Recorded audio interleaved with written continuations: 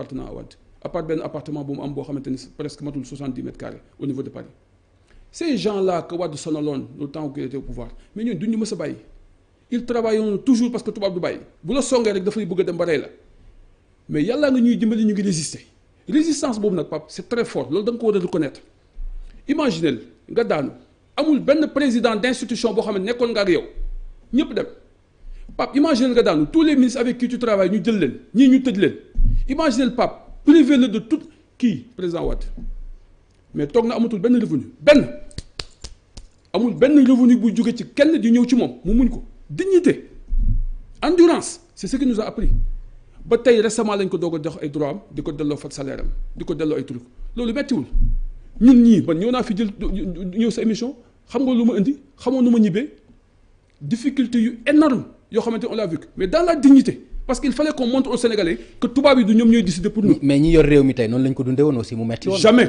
on a ñi yor réew mi tey. jamais ba ci Macky Sall. jamais dafa metti woon ci ñoom. jamais on a jamais bundu xatal kenn fii ci suñu. ñun traqué leen. jamais ba accuser leen de blanchiment. jamais ba traîner leen. ba mu demee loo ci gis. non ba traîner leen nga ne ma ba mu demee lu mu ci gis. Pape waaw. le président Macky Sall bi mu demee central yenduwu fa dafa dem ñu laaj ko li ñu koy laaj mu dellu ñibbi këram. mais ci lu mënoon ñàkk. Pape ñun on a vécu. ci lu mënoon ñàkk aussi. Pape li ma lay wax nii. li ma expliqué la bu baax ma bëgg nga déglu bu baax li may wax nii c'est très important man je l'ai vécu de l'intérieur.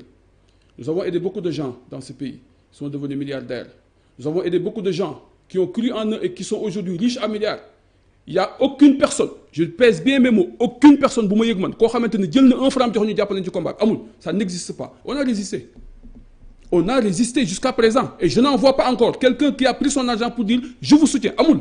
Ça n'existe pas tous les gens à qui on a donné des postes et qui ont peut-être se sont enrichis entre guillemets yàlla ma yàlla baal wóoruma amul kenn ku ñu fekk ci combat bi Abdoulaye Wade bi on lui a privé de l'argent amul 1 euro son fils 3 ans et demi en prison ce combat-là je pense que bi ñu koy mënee pour Karim Wade génn xam nga combat boobu yow combat boobu li mu jar xam nga ko menaces yeeg agression yeeg yëpp xam nga ko on l'a mené dans la dignité et dans l'endurance parce que suñu borom moo bëgg loolu mais may nañu ndam tey tout le Sénégal est d'accord que on a eu raison tout le Sénégal tout le monde entier est d'accord que nous avons raison. Comment raison comment mais raison que combat bi ñu doon mener c'est un combat légitime la aujourd'hui on va vers la correction et le correctif des erreurs et des fautes c'est ce qu'il faut aller vers loolu nga war a taxaw yow parce que c'est ta responsabilité déedéet responsabilité keneen ku mel ni yow déedéet c'est-à-dire boo ma waxee ni ma askan wi wala ñeneen xam nañu ne tey am ngeen dëgg mais ban dëgg ngeen am dëggu lan ngeen am dëgg bi xam nga mooy lan waaw dëggu condamnation baa ngi fi dara jógewu fi waaw dëgg bi xam nga mooy lan waaw bëggoon nañu tribunal atte ko mu leer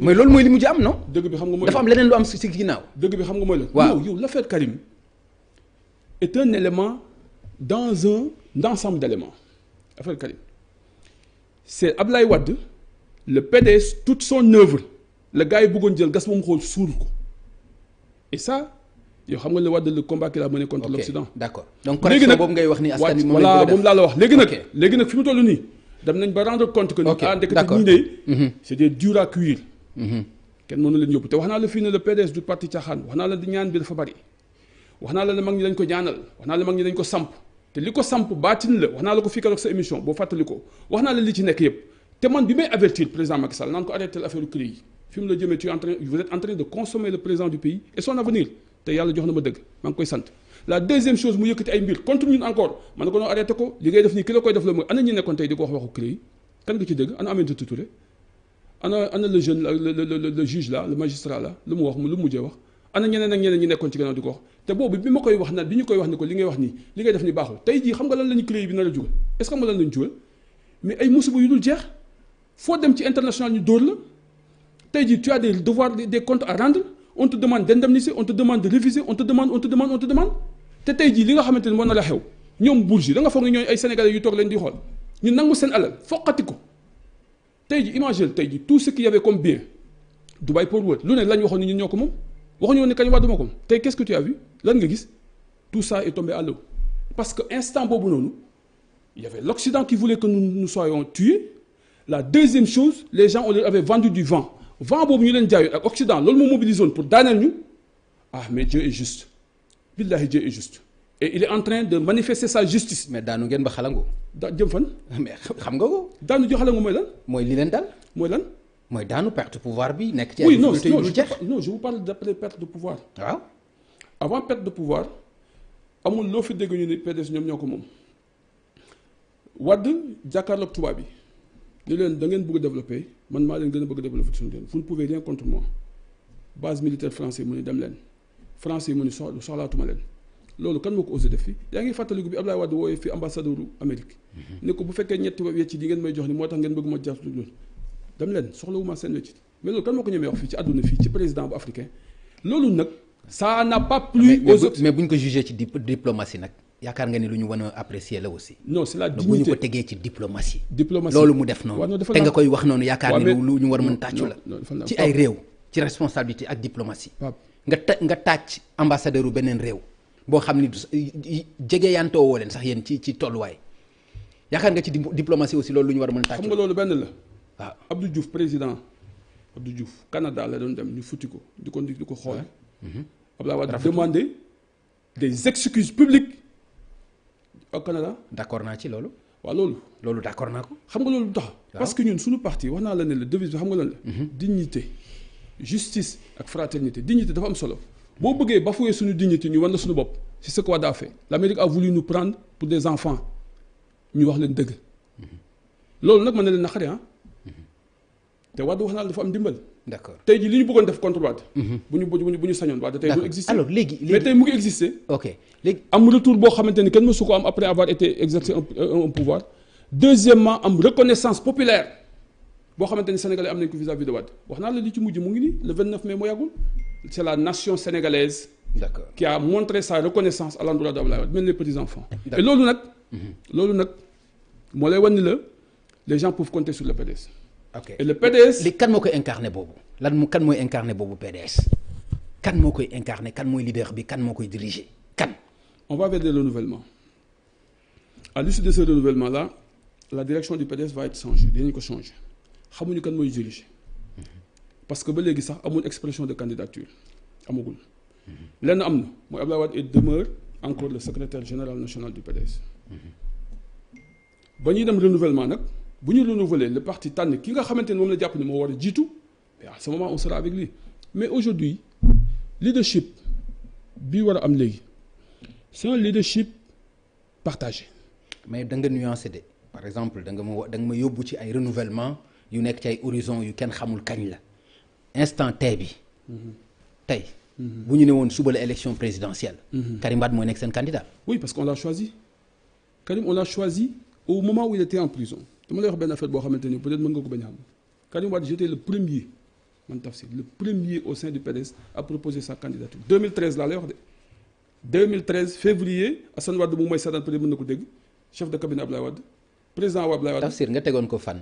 parce que compréhension des enjeux tey l'histoire m'a donné raison compréhension de fi ñu war a jëm parce que en réalité il faut comprendre la logique de la candidature de Wade de Karim Wade cette logique de candidature obéit à deux choses. La première chose mooy lan mooy que Wade bi nga xamante ni tey moo nekkoon président Sénégal parce que le combat il faut pas l'oublier il faut jamais se perdre de vue le combat c'est un Occident qui veut ensevelir un parti et un homme kooku. mais Occident bi de mu ci urne yi de. waaw mais influencé nañu. non France ñoo voté nag de. Pape mais dama ni urne yi mbañ gàcce yi. Sénégalais yi. Pape ñoom Ndiaye ñoom Diop ñoom Fall. ñoo dem ñoo voté ñoo fi jëlee Abdoulaye Wade. loolu xam nga vote bi. waaw vote bi c'est la dernière étape le vote. non dama dégg ngay wax Occident alibi boobu aussi dafa yomb trop aussi. xam nga l'élément le vote. le vote mooy élément ultime.